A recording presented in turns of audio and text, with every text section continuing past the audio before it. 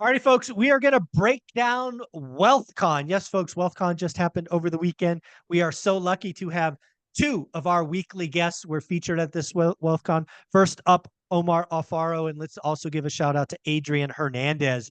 But yeah, we got to talk about Wealthcon. I think the featured speaker this time was Andy Elliott. Would love to hear more about his story. But yeah, Omar, how was Wealthcon? A couple of day event in Vegas. What say you? Yeah, that's I'll tell you this, guys. You know, we're in the business for a while, right? 20 some years in this business. We seem to know what we got going on, and we seem to know, the information that we need to move our business forward.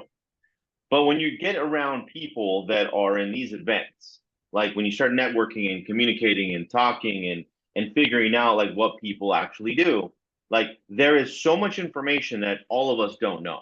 Okay, there's so much. We say that we're a student of the game, and we say that we want to put ourselves in environments that will inspire us, change us, challenge us, and live in that uncomfortable area. Well, to me, WealthCon was just that. Like, there's a lot of things that happen at WealthCon from the people, the information that you're receiving, plus the service in the morning on a Sunday, which was like the key for me. That's the biggest takeaway I've had. And just being able to grow in an environment where you might make $1 million a year, but the person next to you is making $1 million a month, Mm. and the person next to him is making $1 million a week. Like, there's so much scale there from Yeah. the first guy starting out to us, Michael, 20 years in the business, and sometimes the guy that's 5 years or 10 years in the business has surpassed us. It's like because Yeah. they put themselves in other rooms. And I'll tell you, like every single time I get to share the stage with these, and I did on Saturday and Sunday, which was phenomenal. And I mentioned that to everyone that every single time you go to an event, you get something out of it, providing you come home and you execute on what you've Yeah. learned. And it was just great. I can go on and on about specifics and about the people and about what we've Yeah. learned, but I'll let you say a couple things too, and then I have a couple things I want to add Yeah. about some of the speakers. Yeah. So when I think about WealthCon, and again, I went to my first one last time I was asked to speak, and when I go speak, I go to the entire event, right? I don't just Mm-hmm. fly in, fly out. So going to WealthCon last time was really eye-opening for me because when I think of Ryan Pineda, I think of Ryan Pineda, the real estate investor. I think of Ryan Pineda, the social media, I don't know, star. And Mm-hmm. then I think Ryan Pineda, entrepreneur, right? He starts businesses all the time. And then this was a big one for me, Ryan Pineda, the husband and father, Mm-hmm. right? That was a big takeaway for me. And then obviously, to your point, the Sunday service. I actually was asked to speak after the Sunday service last time, which was really quite an honor to take that and really weave it into the story. So that was so much fun last time. Uh, but Ryan Pineda, the father, the husband, when you're backstage, I got to really interact with his wife. I actually interviewed his wife. She let me interview her like a day or so after the event, which was such an honor. Um, it's it's it's really weird. Sometimes you see these guys online and they're different when the Mm-hmm. camera's not on.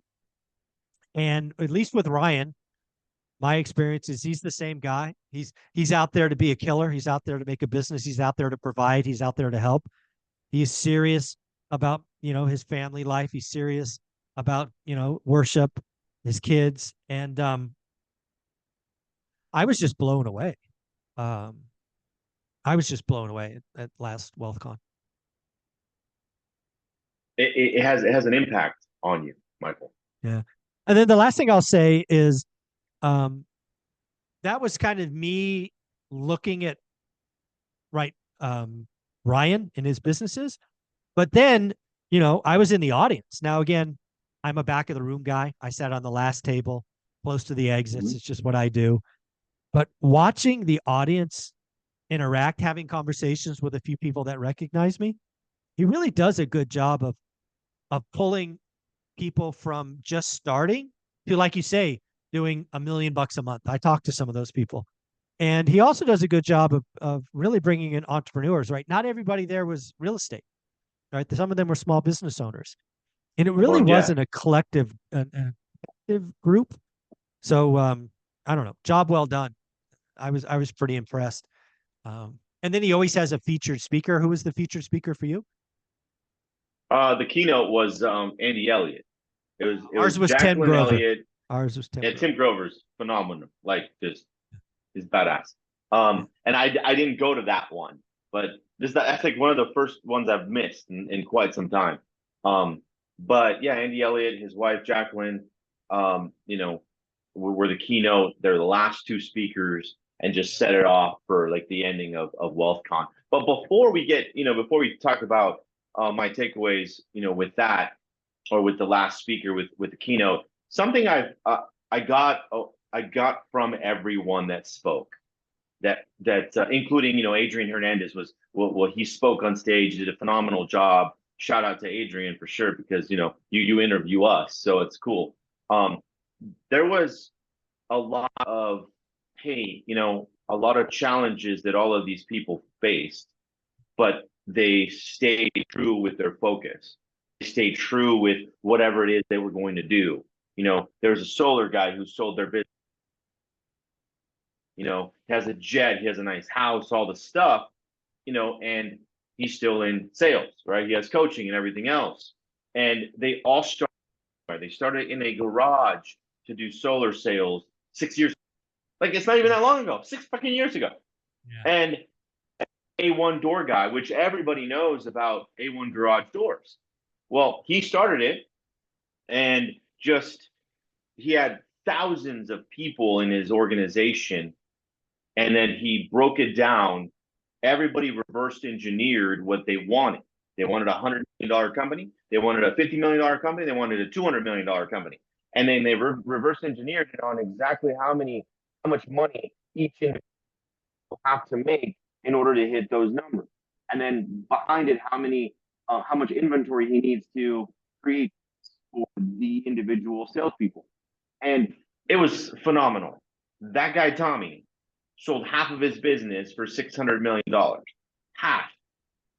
And he's just a normal dude. He came out with a Travis Matthews freaking polo shirt, shorts, and some tennies, and just explaining what he did, and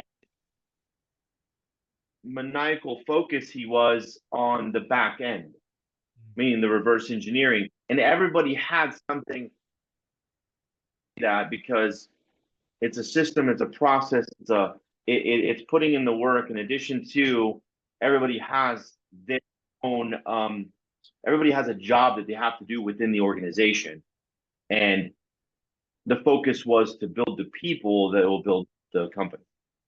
Yeah. And it was phenomenal.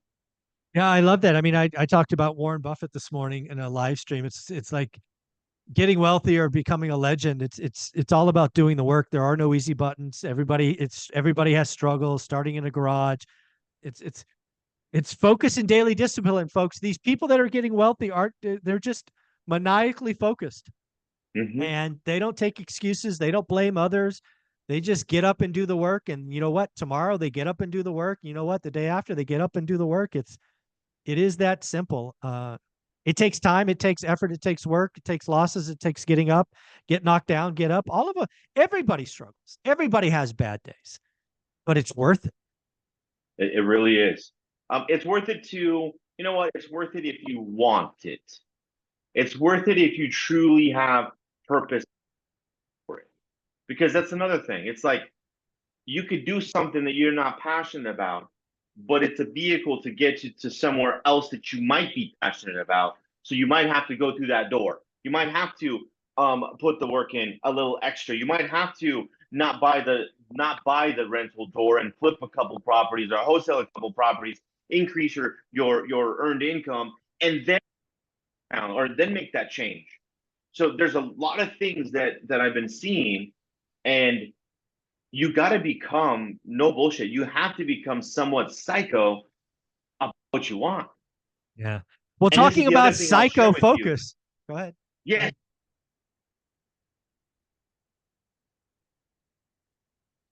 Omar, it looks like we lost your sound, buddy.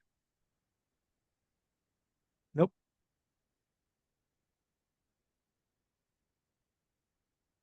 Your phone's battery may have died.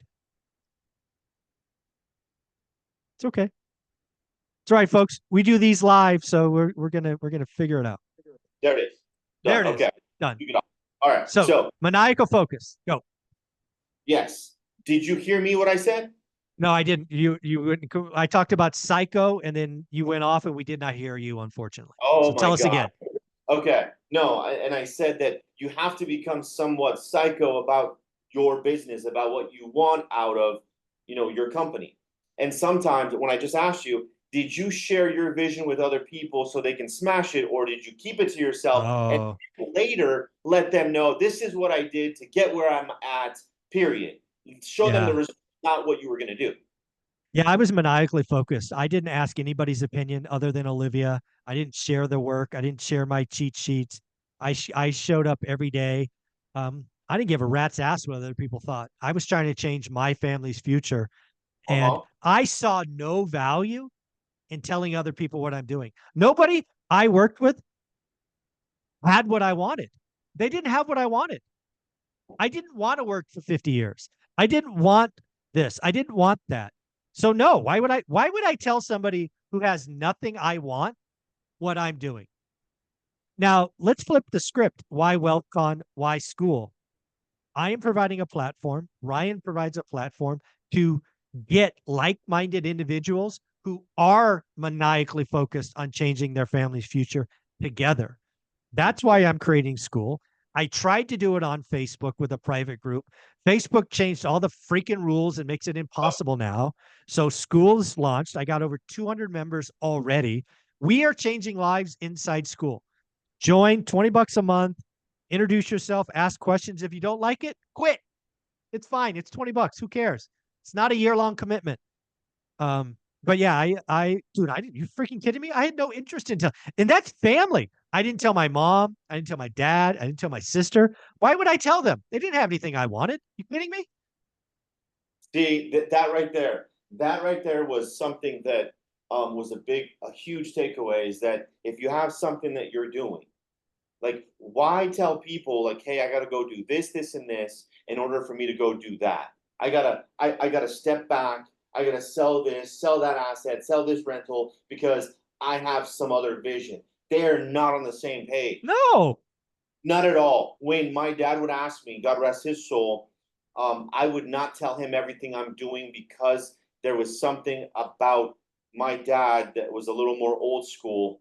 And I know that I didn't want to make an argument and I didn't want him to say, hey, listen, Miko, do it this way because this is how I did it. Yes, Dad, Right. you did it that way, but I'm doing it this way. And how can we do this all without leveraging? Like the whole mindset was changed or different.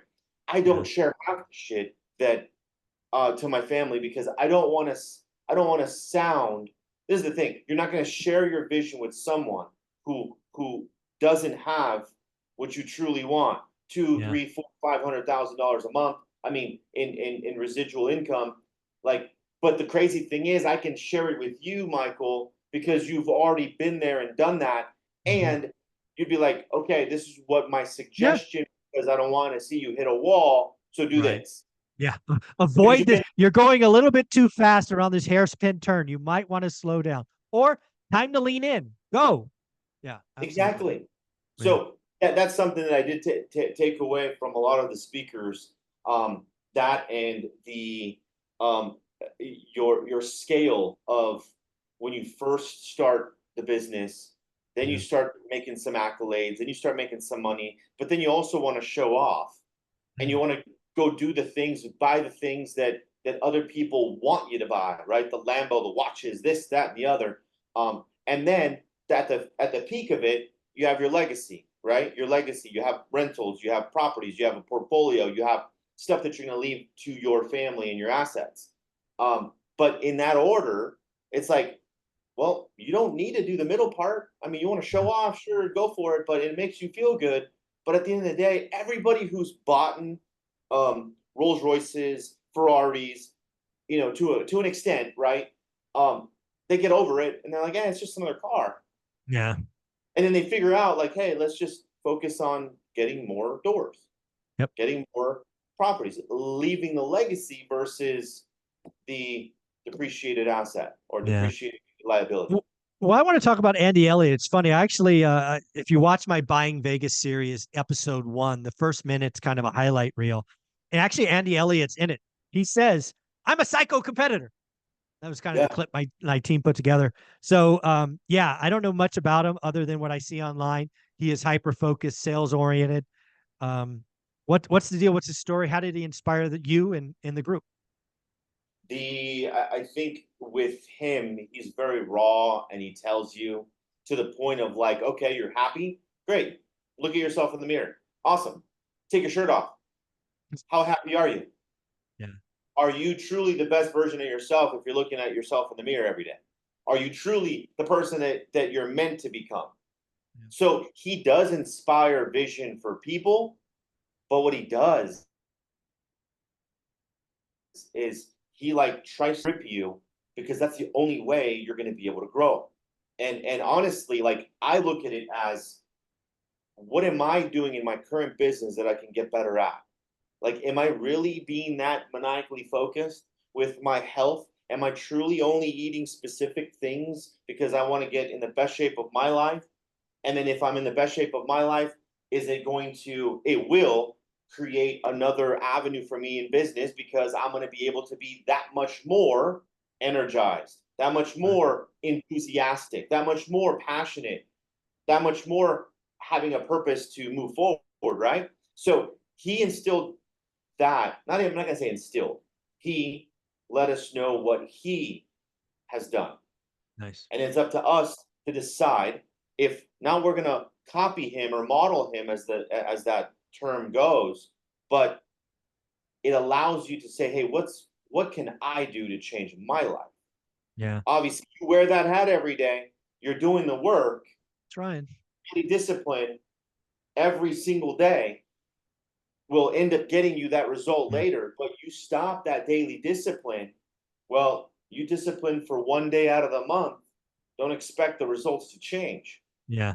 I think that question about taking your shirt off, are you happy what you're looking at? It's a very powerful question. And again, you could do it both figuratively and specifically, right? You could do that with your finances. You could do that with your relationship. You can do that obviously with your health.